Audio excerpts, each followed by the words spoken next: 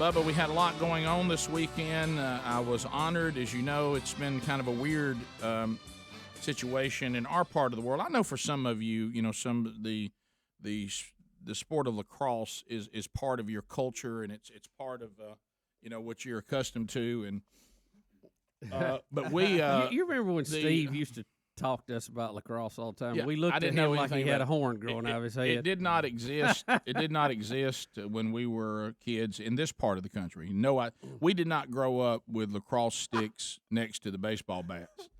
And so when my sons started getting interested in it, and it's so new that I have two children, it was not a part of their life either, that are in their 20s. That's how new it is. I mean, there was nothing available to them that I was aware of when they were playing youth sports. So we're big three people, football, basketball, baseball, and it's hard to acknowledge really anything else unless of what your kids get involved in. Right. And so my kids got involved in it, had one who has stuck with it and really likes it. Big Love kind of faded on it, but he is still playing it and loves it. He loves it as much, and it's difficult for me to say this, but he loves it as much as football. That's his two sports, and he likes them. So he works at it. So the problem with our part of the world is we don't have many people that know the game because it's not part of the culture. So the people who know the game started to reach out to some of us that coached other sports and said, could we teach you how to coach or at least manage this sport for us so we can grow it? And most all the schools, at least here, and it's starting to grow in other parts of the state, have teams. So you have your travel world, which is the summer, and that's these teams. And in some places, some of the bigger cities, the travel teams just stay together year round. Yeah.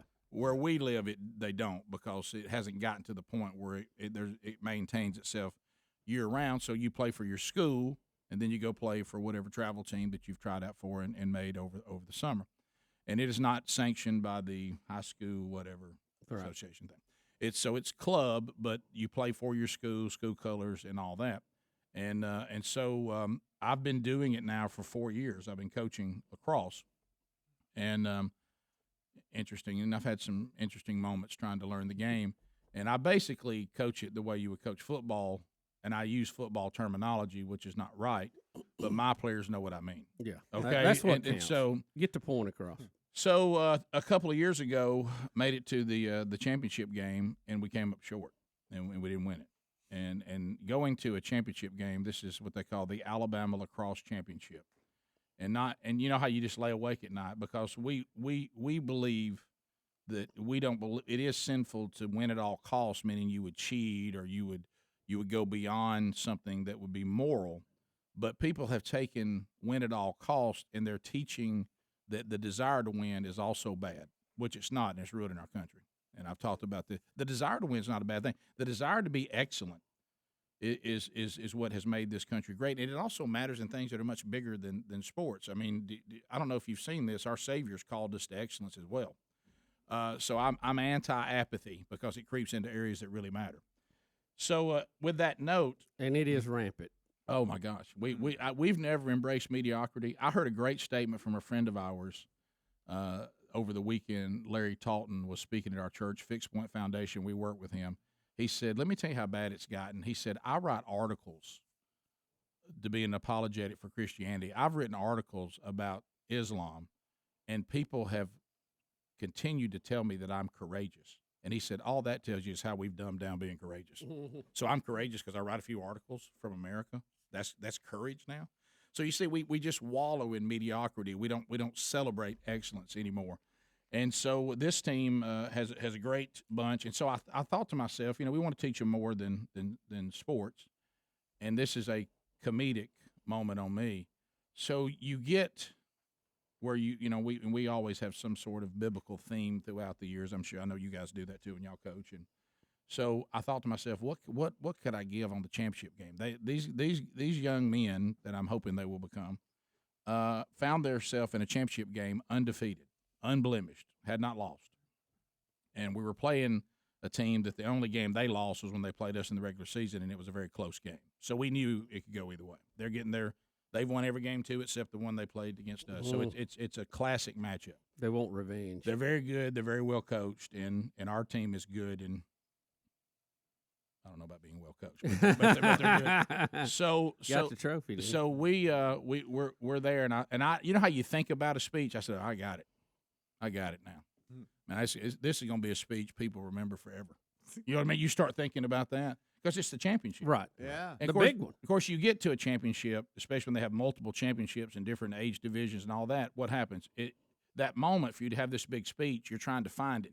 Hey, let me have you over here. We need y'all. Hey, y'all need to start warm up. Need you, coach. Right here. And all this. Referees come up, and I'm like, I hadn't had my speech yet. Yeah. And so I was going to do my speech about the end of Paul's life when he says that he fought the good fight, and he ran the race. Meaning, I die with no regrets. I did the best I could do, and I said, Paul was talking about something much bigger than sports. But I will say this, if you're going to walk out of the gate today, don't walk out not able to say, I fought the good fight. I ran the race. I did everything I could do. Win or lose, if we hit that gate over there, and you can honestly say, I got no regrets. And I said, I'm going to tell you from somebody who's been in sports, I could look back at championship games that didn't win, and for even when you're a man, you'll think, what if I'd have made that play, or what if I'd have done that? Don't have that. So they're calling at me, hey, coach, and I'm in my speech. Now, one of the things in lacrosse is winning face-offs is huge. It's like hockey. Winning face-offs, huge, because you're controlling on the offensive end. You're getting more shots, more opportunity. And we got a great face-off guy. I mean, he's great. So I was thinking in my mind, I got to talk to him about the face-off as I'm getting. I said, so look, hey, fight the good face. Fight the good face. And the team's looking at me, and they're saying, sir, fight the good face. And also I look around, and the assistants have got their heads down. They're just, and he said, you're saying fight the good face. And I'm like, about the face. yeah, well, we need to win face-off and fight the good face. You know what I mean. Right. And it's so I'm screaming fight the good face. But anyway, so did y'all fight the good face? We did. And we were fortunate enough. Now, look, you talk about a classic game. Oh. I mean, how about it goes into the fourth quarter tied. The minute the fourth quarter starts at 6-5, they tie at 6-6. They got momentum. And they're good. Oh. And their big players starting to kind of take the game over a little bit. You think, oh, here he is. We've held him under control. Here he goes. Here he goes. He's loose. And look, and their crowd, they're going nuts. And I'm thinking, oh Were my, they getting happy? hey, oh yeah. Oh, well, you felt momentum shift. And then back to the face-off. We take the next face-off, go down and score immediately, and go back up 7-6 and kind of kill it. And then Put a lid on it. Scored 3 more unanswered and ended up winning by 4. And so the Alabama lacrosse champions are the Lions. Join the pride. And so I do want to thank Coach Scordino. You are one of a kind. Oh, yes. Mm-hmm. You are one of a kind, my friend. On and off the Heard field. that name a lot. Yes, yeah. Wish you would have made more practices. Also, Coach. He's out looking for bears. Coach Tom Dalton handled the defense. He believes in a relentless defense, and he does an outstanding job with that. Really, they coached, and I've kind of just tried to give speeches like fight the good face. Mm-hmm. So congratulations. That means a lot, Rick. Yeah. Fight the It good does. face. Yeah, Wearing his granddaddy's number, Greg, number 33, Brody Burgess. Congratulations, son. There you go. Roadster. Bubba's favorite player, Ward Combs. The beast. The beast. Pierce Dalton, fantastic job on defense. He had to take on the best player every time we played. We put him on the best player. Playing up, young guy, big, about 6'2". Ian Davis, Reese Dern, Kay Dickinson, who fought the good face. He's our face-off guy. He's fantastic. Joseph Dickinson, John Will Griffith, Luke Hand. Every lacrosse team at Briarwood must have at least one hand. I mean, you have to have a member of the Hand family on your team. That's right. Any of them like to play tennis? There's a bunch of them. Luke's dad, Mark, is our high school coach, kind of oversees our program. Also had Jay Kiner join late, a few games in. He wants to try lacrosse, really did a good job for us, even made a play in the championship game for us, just learning the game. Cole Livingston, fantastic. Cade Mango had the injury. You know, I told you we had the big broke arm in that one game. God love him, and he was there, though. Matthew McKenna improved outstanding this year. Mac McNamee, he's got a little grit to him. Probably the finest goalie in the league, Patrick Moore. Incredible. How about in the championship game, the two best goalies were playing each other, and that's not a coincidence. Drew for Mountain Brook was fantastic, too. Grayson Morris, William Pratt, another one of our big defensive guys. Also, we have Cole Scordino, which is a lot like his dad. and Walter Vetrano. So congratulations, U15 Lions, the Alabama lacrosse champions. There it is. Guys, well done, guys. bring it home. Fight the good face. So how many players do you have on the team, Rick? 17? And then how many actually play at any one time? 10 are out there. Then you got to rotate and you got to move. And in the championship game, not a lot of rotating, so guys had to go a long way in that game. And they all did a great job. Everybody played a role. Got away, coach. 12-0, perfect season.